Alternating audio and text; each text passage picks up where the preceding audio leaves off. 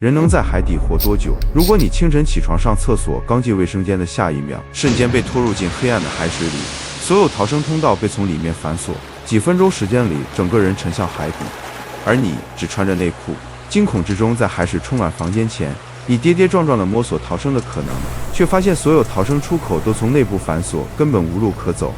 你意识到，你正身处倾覆的沉船之中，将随船快速坠入海底，而其他人不知所踪。海水不断涌入，在快速吞没你，你该如何活下去？而这不是电影，不是假设，因为有个人就在这样一艘翻覆的沉船里，仅依靠一瓶可乐维持营养，成为沉船唯一幸存者，在全黑的海底活到了第3天，直到捞尸船将其捞起。今天我将带你进入这个真实发生的生存现场，在完全黑暗的海底沉船中，感受着独自对抗时间恐惧和物理定律的60个小时。你准备好了吗？我们开始。2013年5月，尼日利亚近海，一个春日的清晨，一艘名叫贾斯康夫4号拖船从附近的尼日利亚埃斯克拉沃斯港口出发，任务是前往大西洋约30公里的近海作业区，为一艘装满汽油的雪佛龙大型邮轮提供保障。这项工作对船员来说并不陌生，船上共有12人，绝大多数是经验丰富的海员，11名尼日利亚人以及1名乌克兰籍船长。抵达现场后，拖船迅速进入工作状态。包括这艘拖船在内的3艘同属一家公司作业船只，从不同方向同时靠近邮轮。粗重的缆绳被一一抛出收紧，将拖船与邮轮牢牢连接在一起。通过这种多点牵引的方式，邮轮得以在海浪中保持稳定，为后续的装油作业创造条件。整个过程一如既往的顺利，船员们各司其职，配合默契，这对他们来说只是一次再普通不过的日常任务。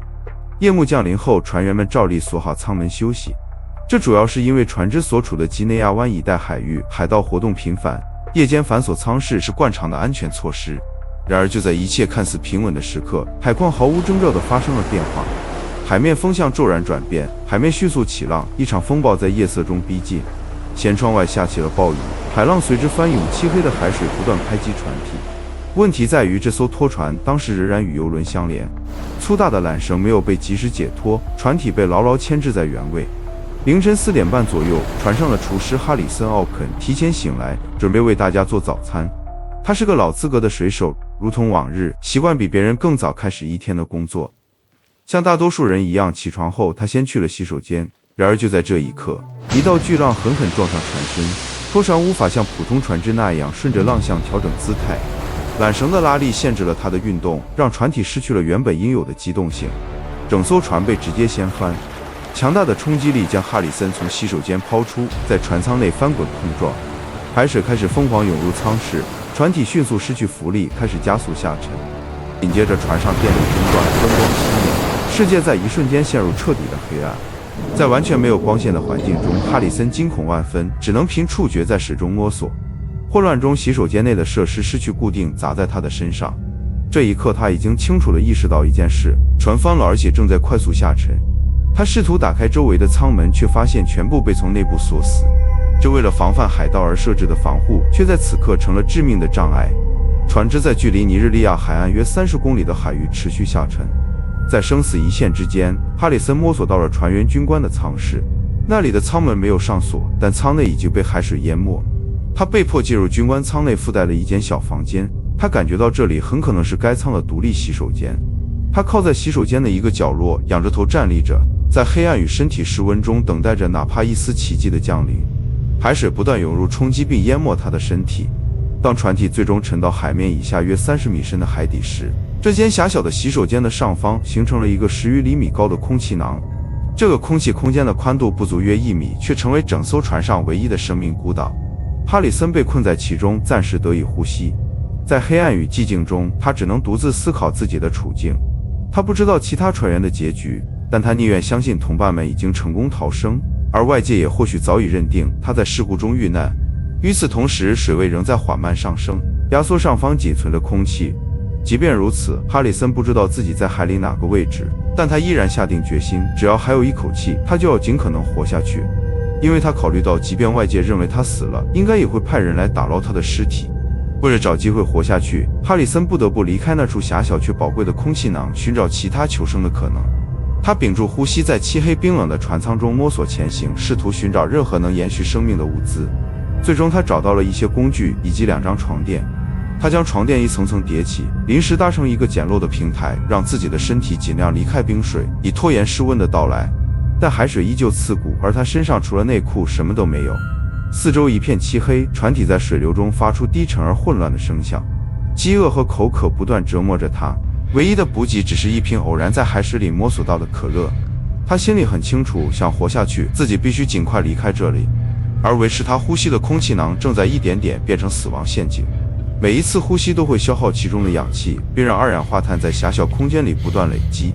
时间拖得越久，生存的可能性就越小。期间，哈里森多次尝试寻找出口，他用绳索作为引导，多次离开空气囊，又摸索着返回，但始终没能找到通往外界的路。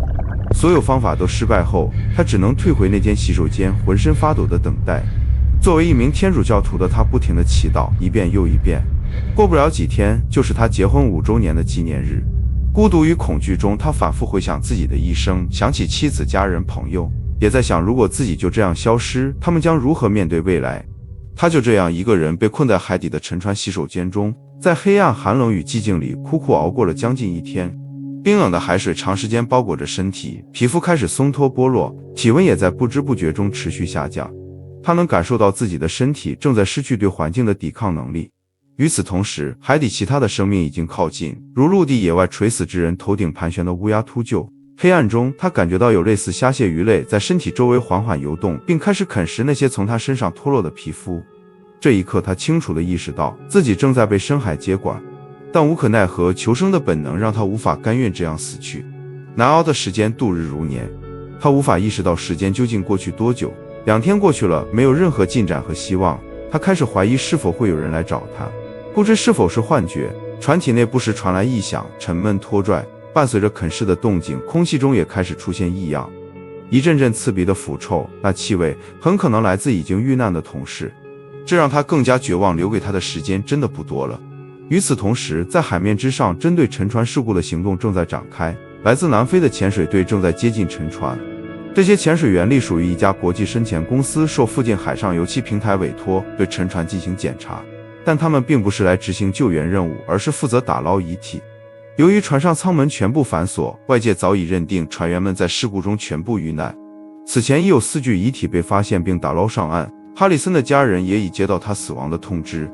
沉船最终落在了约30米深的海床上，在这个深度，哈里森的身体承受着相当于4倍于地面的大气压力。每一次呼吸，空气都像被压缩过一样，肺部必须在更大的阻力下工作。没有人知道的是，正是在这个深度，还有一个人正拼命祈求他们快一点。沉船事故发生大约60小时后，海底深处的哈里森听到了异常的声音，是船只发动机的低鸣、锚链落水的撞击声，以及潜水员在水中推进的动静。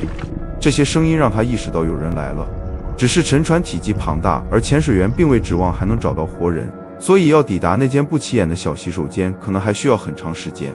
哈里森拼尽全力，想要让对方尽快注意到自己。他用找到的锤子敲击船体钢板，希望制造出足够的声响，告诉外界这里还有生命。但潜水员距离太远，又在海底，这次他只能听见那些声音渐渐远去。在潜水员们后续继续搜索残骸，寻找其他遗体时，其中一人进入了船上的军官舱室。他在舱内缓缓移动，最终来到那间附属洗手间。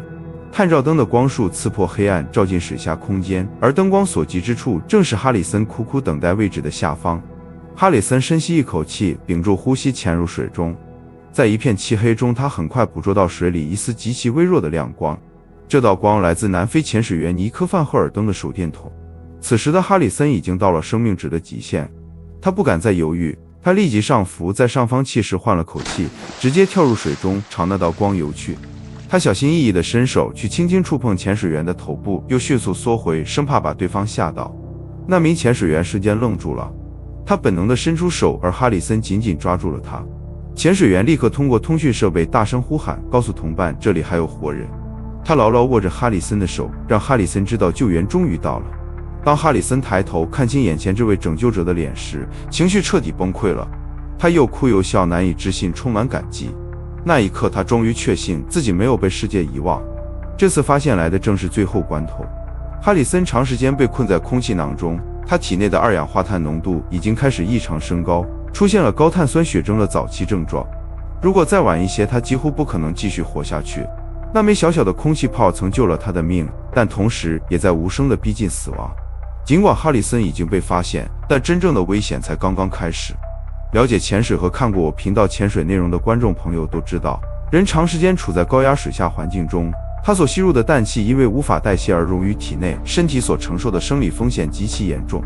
在正常情况下，人类呼吸空气时，身体会吸收氧气，排出二氧化碳，而对空气中的氮气几乎不做处理。在地表常压下，少量氧气和氮气会溶解在血液和组织液中，但这并不会造成问题。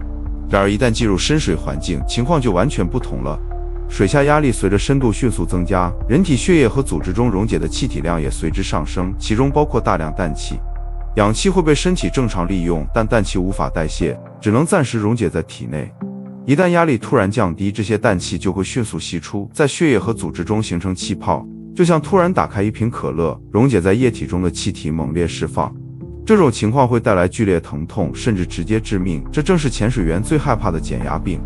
因此，潜水员在上浮时必须极其缓慢，并在特定深度暂停，进行所谓的减压停留，让体内气体一点点安全排出。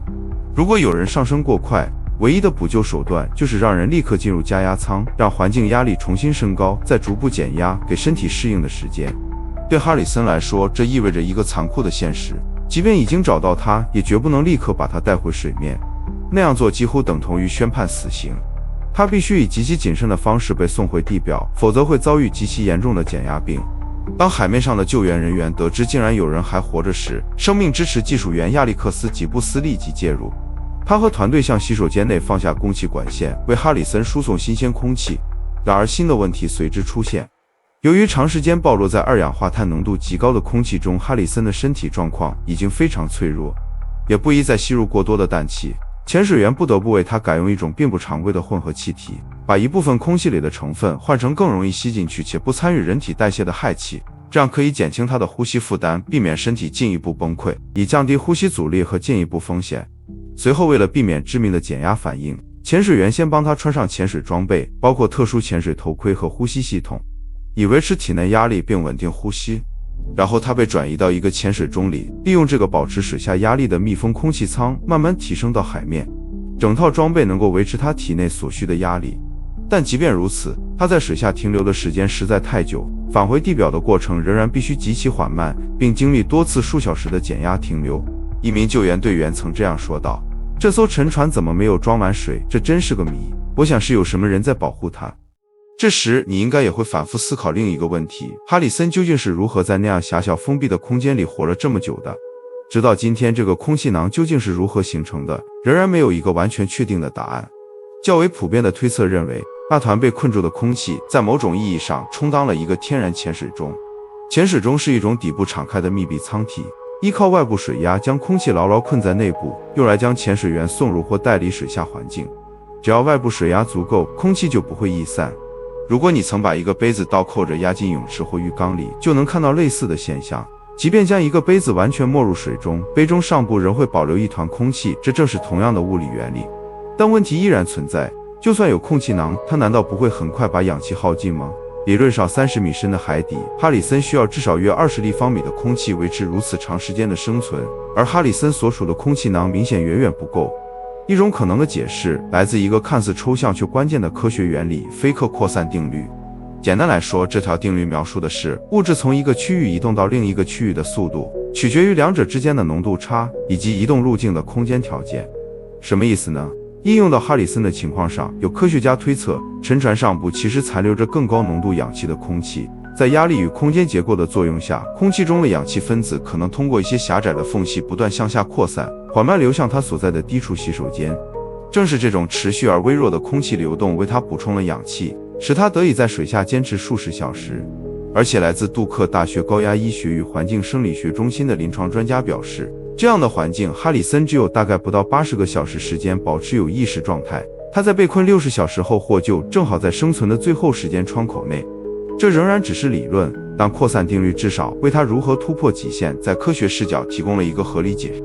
哈里森最终活了下来，但这是一场与物理定律、人体极限和时间赛跑的胜利。潜水员们始终对一件事感到震惊，在从发现到营救的整个救援过程中，这名幸存者表现得异常冷静。